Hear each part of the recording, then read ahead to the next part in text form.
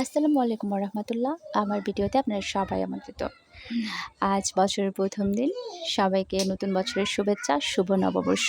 সবার কাছে এই দিনটি অনেক স্পেশাল থাকে, সবাই দিনটি মনে রাখতে চায়, ভালো কাটাতে চায়। আসলে আমার কাছে সব দিনই একরকম, কোনো উৎসবের দিনই আমার কাছে তেমন কিছু মনে হয় না, হয়তো একা আছি তার জন্যই এমনটা লাগে। তো আজকে ভাবলাম একটু বাইরে যাব, মেয়েটাকে নিয়ে একটু ঘুরে আসবো।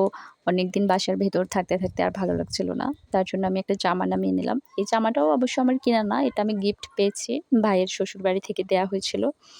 তো এই জামাটাই পরে যাবো ভেবেছি, তার জামা নামিয়ে নিলাম। আজকের দিনে সবার আনন্দ দেখে অনেক ভালোই লাগছে। সবাই পান্তা ইলিশ ভর্তা ভাত খাওয়া নিয়ে ব্যস্ত। অবশ্য আমি সারা বছরই খাই, দেখা যায় আমার যখনই মন চায় তখনই পান্তা ভাত খাই, ভর্তা খাই, মাছ ভাজা খাই। কিন্তু আজকের দিনটা আমি না হয় নাই খেলাম। সবাই খাক, সবার খাওয়া দেখেই আমার ভালো লাগছে। তারপর বাইরে যাওয়ার জন্য রেডি হয়ে নিলাম, সাথে একটু লাল চুড়ি পরে নিলাম। আমার হাতগুলো আগে অনেক মোটা ছিল, এখন অনেক শুকিয়ে গিয়েছে। আমি পরে দেখছিলাম যে এই চুড়িগুলো একটা সময় আমার হাতে টাইট হতো, আর এখন গুড় করে ঢুকে যাচ্ছে। তারপরে এই তো আমার ময়না পাখি রেডি হয়ে দাঁড়িয়ে আছে, বাইরে যাওয়ার কথা শুনলে তো তার আর তর সয় না, কখন বাইরে যাবে সে তো অস্থির হয়ে যায়। তো তাকে নিয়ে বাইরে বের হচ্ছি। কত দূর যাবো জানি না, একা আর কত দূর যাওয়া যাবে, হয়তো আশেপাশে একটু ঘোরাঘুরি করেই চলে আসব। মেয়েটা বাইরে যাওয়ার কথা শুনলেই অস্থির হয়ে যায়, কখন যাব, আর আসার সময় তো আসতেই চায় না।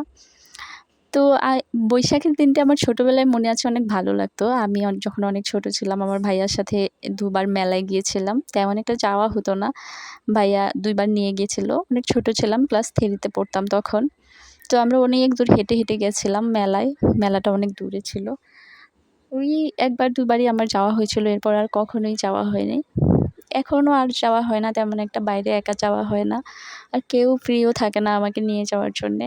স্পেশাল মানুষ ছাড়া কোনো স্পেশাল দিনই ভালো লাগে না, তারপরও বের হতে হলো।